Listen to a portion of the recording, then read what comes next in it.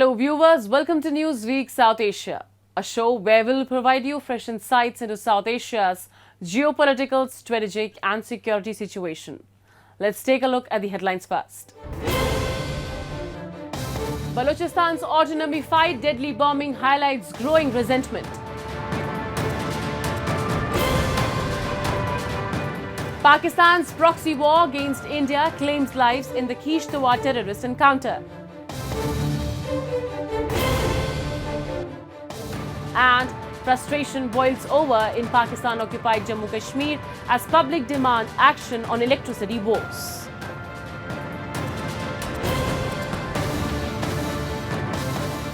Pakistan's grip on Baluchistan is slipping as calls for autonomy intensify amid decades of exploitation and neglect. Baluchistan is Pakistan's largest, most resource-rich province, yet its people remain impoverished, underserved and systematically repressed. The recent deadly bombing in Quetta, claimed by the Baluchistan Liberation Army, underscores a fierce struggle for autonomy that has left Pakistan scrambling to maintain control. Here's a closer look at the simmering crisis and how Islamabad's policies have fueled Baloch resentment and demands for independence.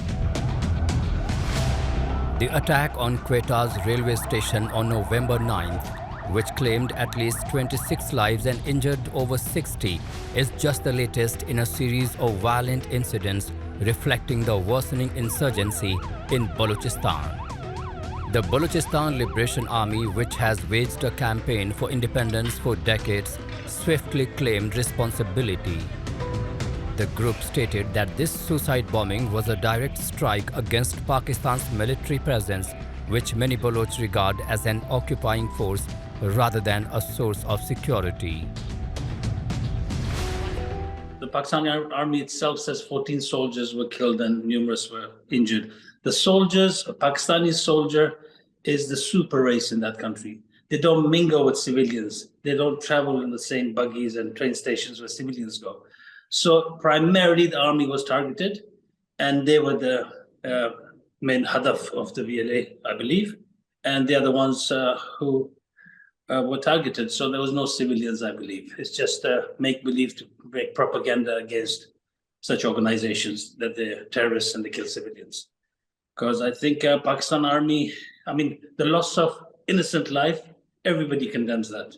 But do you think the Pakistani army is innocent? Committing an ongoing genocide in Baluchistan for the last 70 years.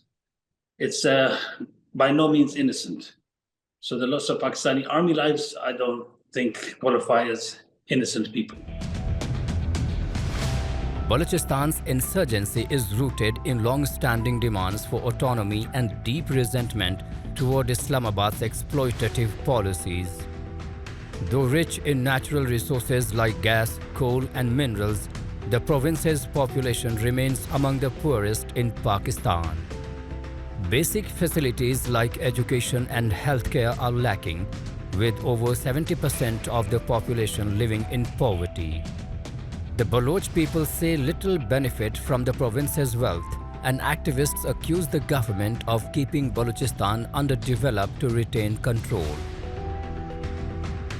Pakistan occupied Baluchistan primarily to loot, plunder, and exploit its resources. It was never interested in the Baloch people or joining of two countries, as they put it.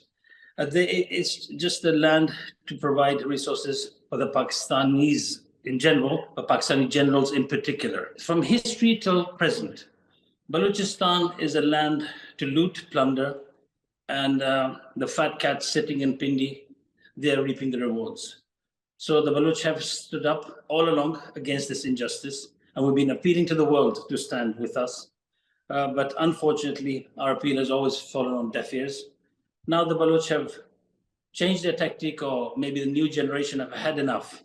So their tactics are a bit more harsher than previously.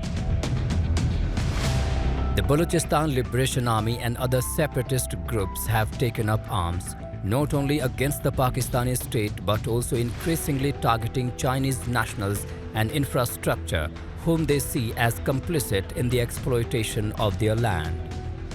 Meanwhile, Pakistan's response has been to intensify military operations, frequently resulting in widespread reports of abductions, torture, and the extrajudicial killings of Baloch activists, intellectuals, and student leaders. International human rights organizations have repeatedly flagged these abuses, and many view the militarized response as only further justifying Baloch demands for independence. Pakistan military presence has always been there. Sometimes more, sometimes less. There's checkpoints on every kilometer, 2 kilometers in Pakistan, where these military men in their uniforms humiliate the young, the old, the elderly, women, children. They ridicule us and they humiliate us. So the new generation, I think, especially after Musharraf's time, it's been like 24 years since Musharraf's era, these youth have been born to witness this with their mothers, sisters, brothers, fathers, then the extrajudicial killings, the mutilated bodies, the mass graves. These kids have witnessed that. My generation, I did not witness that. In my generation, my father was put in prison.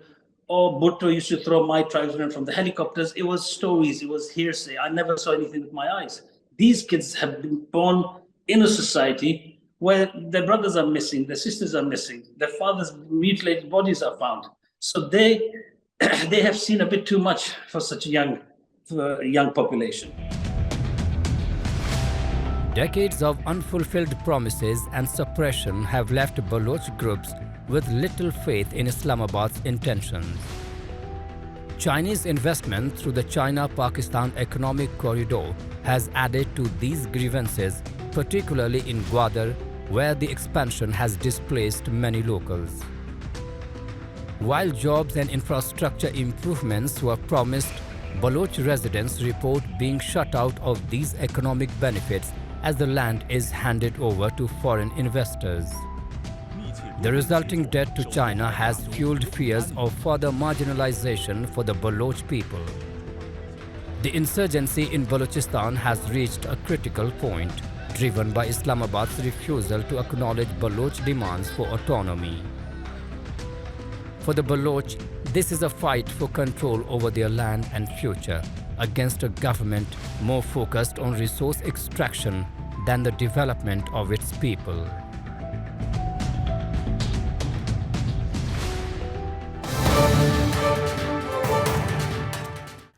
Pakistan's relentless pursuit of violence through its terror proxies has once again claimed the life of an Indian Army officer and left 3 soldiers injured in Jammu and Kashmir's Kishtwar district. This latest incident sheds light on Islamabad's continuing destabilization agenda as Pakistani-backed terrorists bring a fresh wave of violence to previously peaceful areas in the Jammu region. Here's the full report. The dense forests of Kishtwar in Jammu and Kashmir were the site of a tragic encounter on November 10th. Indian security forces acting on specific intelligence inputs launched a joint operation against a group of terrorists believed to be responsible for the recent abduction and brutal killing of 2 village defense guards. The operation, however, came at a heavy cost.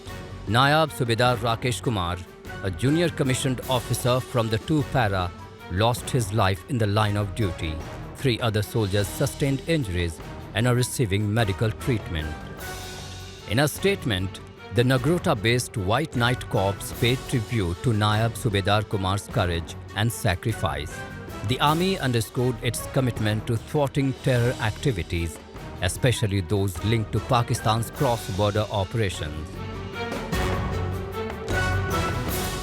As per the intelligence reports, there are approximately around 60-odd terrorists who are foreign terrorists in Kashmir Valley and about 40-odd here in Jammu side, that is the Pir Panchal region, where Kishtwar also falls.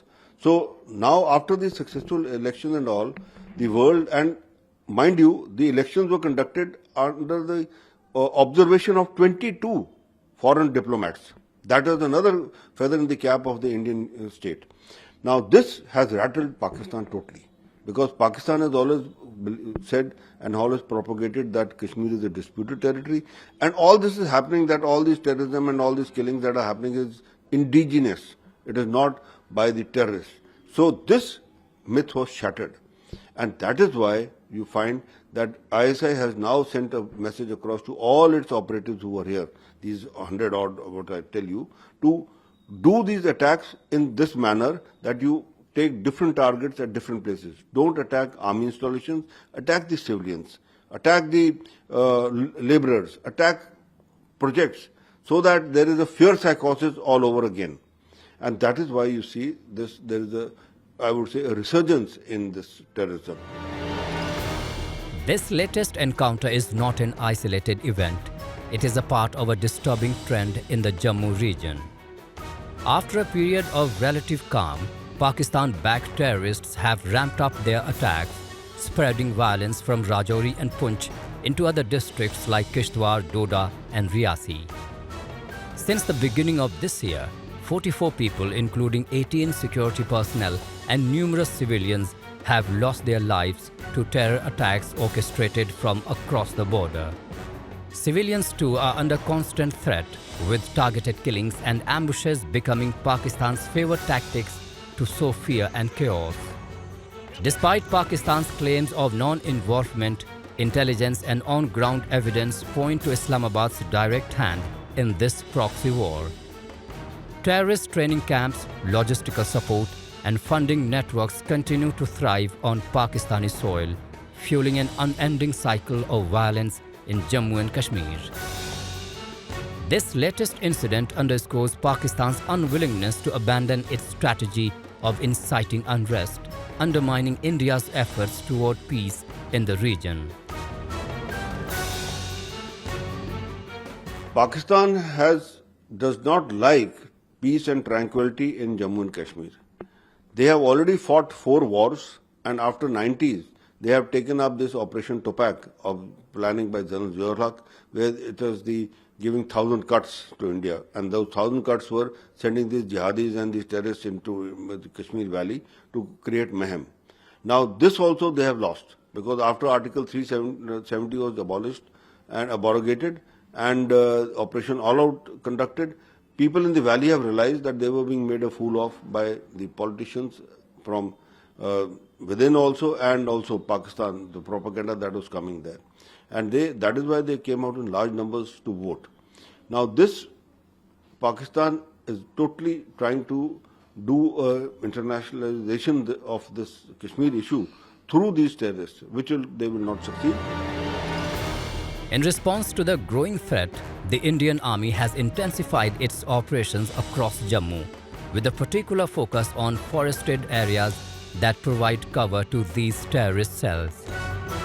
Despite Pakistan's destabilizing efforts, India remains resolute in its mission to safeguard its citizens and borders. With the Kishtwar encounter zone still under active surveillance, security forces are on high alert, determined to prevent further civilian harm. As Pakistan-backed terrorists persist in their deadly ambitions, India's forces remain vigilant, ensuring that every corner of Jammu and Kashmir stays secure from the cross-border threat.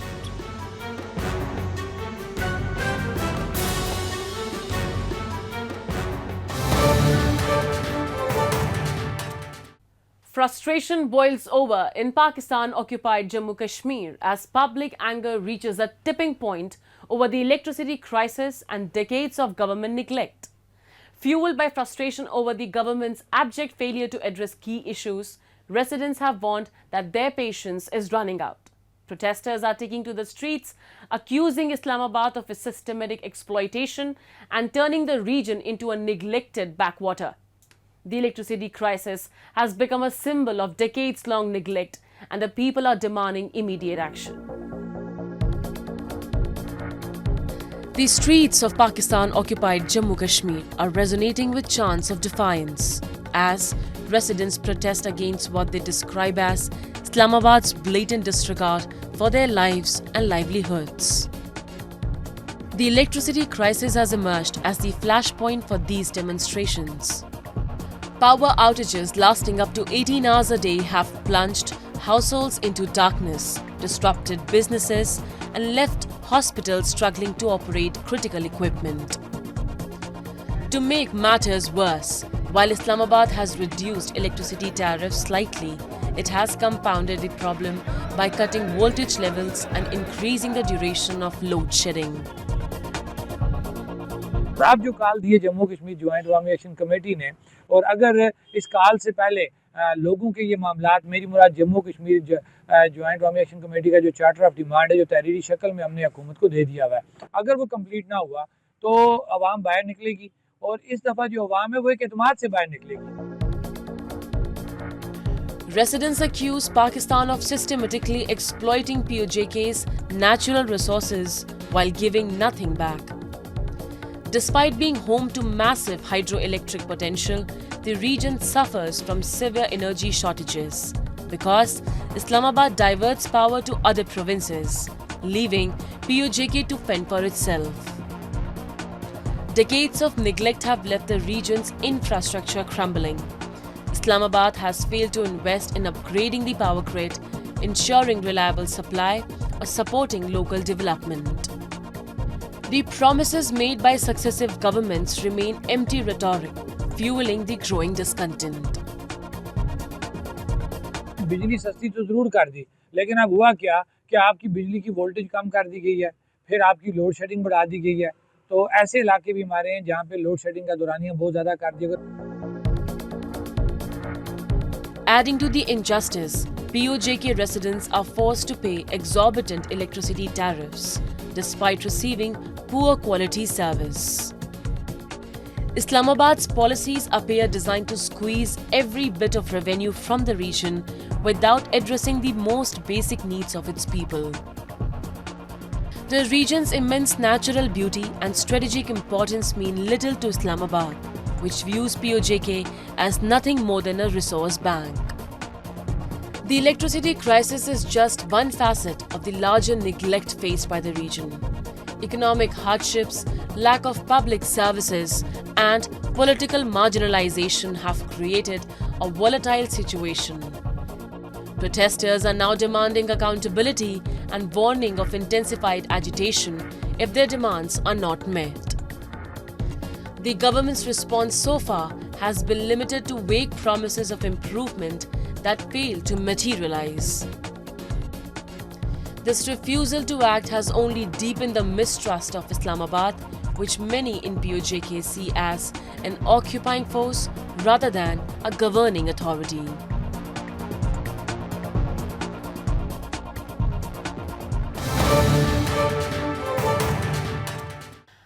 Bangladesh is plunging deeper into political turmoil as protests escalate and an arrest warrant against Sheikh Hasina ignites further divisions. The interim government, led by Nobel laureate Muhammad Yunus, has pledged reforms, but public trust is dwindling. Growing violence, including attacks on religious minorities, has only added to the chaos. With uncertainty over free and fair elections, the nation stands at a critical crossroads. Let's delve into the details. In a controversial move, the portrait of Sheikh Mujibur Rahman, the founder of Bangladesh, was removed from the president's office in Dhaka.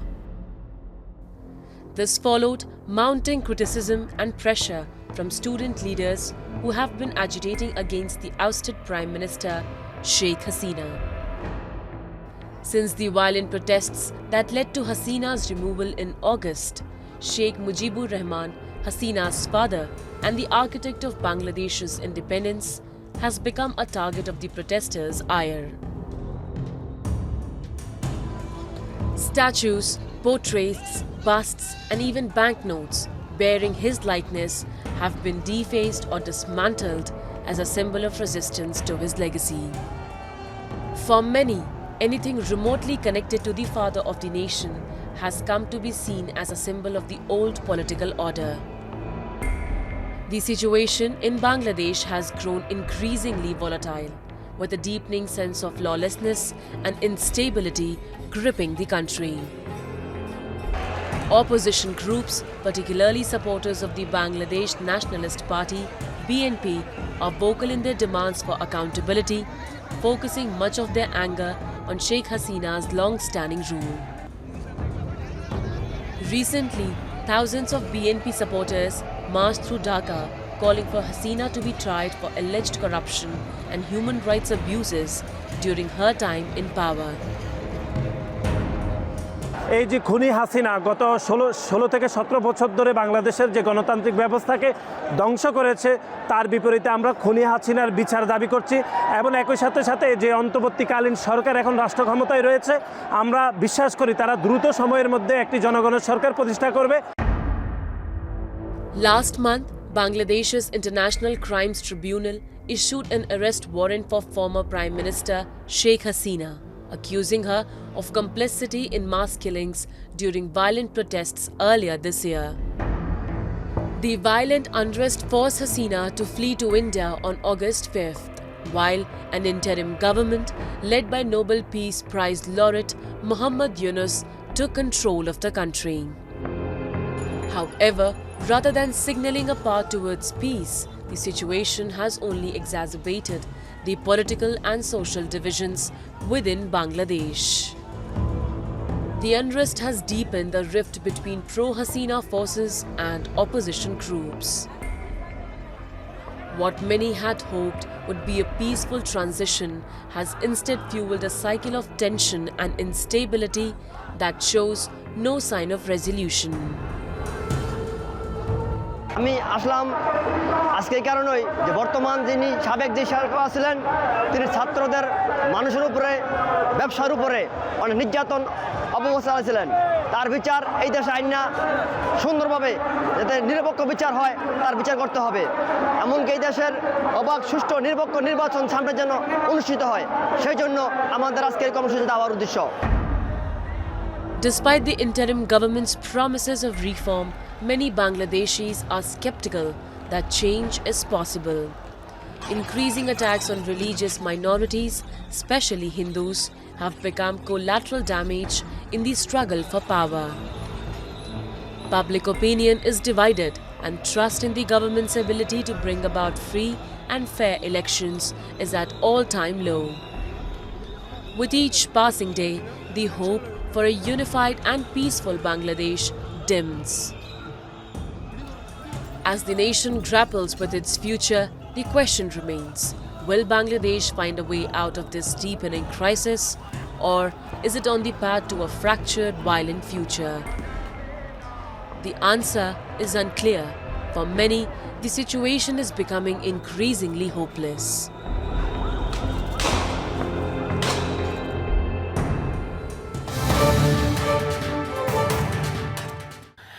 And with that, we come to the end of this edition of Newsweek South Asia. We'll be back next week with more news, views, and analysis from the subcontinent. Meanwhile, do keep writing to us at nwsa@anin.com. This is Shivangi Mishra signing off on behalf of the entire production team of Newsweek South Asia. Goodbye and take care.